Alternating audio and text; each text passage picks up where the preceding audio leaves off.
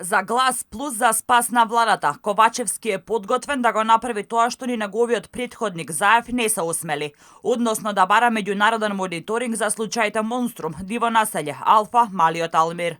Ова било условот на независниот пратеник Скендер Реджепи, кој го иницирал кафе пиењето со премиерот, за да се договорат дали Реджепи ќе гласа во собранието согласно насоките на премиерот. Според неофицијални информации, Ковачевски прифатил, а денеска пред камерите рече само ќе испрателе писмо од институциите.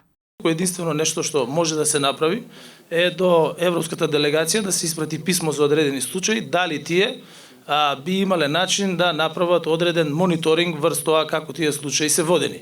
Доколку има таква можност, тогаш тие може тоа да го направат во рамки на директивите на Европската унија, доколку не ќе одговорат. Меѓутоа сепак писмото единствено има намера да докаже пред сите дека ние имаме правосудни органи кои што функционираат независно.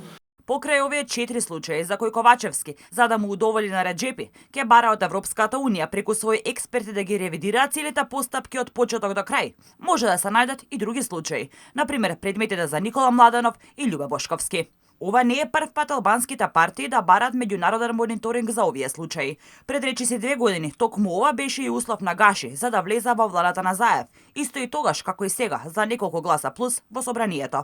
Заев го прифати условот, но никогаш не го реализираше. Сега Ковачевски ќе го надмини неговиот претходник, па е пред свршен чин да мора да испрати писмо и да бара друг да ги прегледува случаите во македонското судство, за кое СДСМ тврди дека е реформирано и расцутено.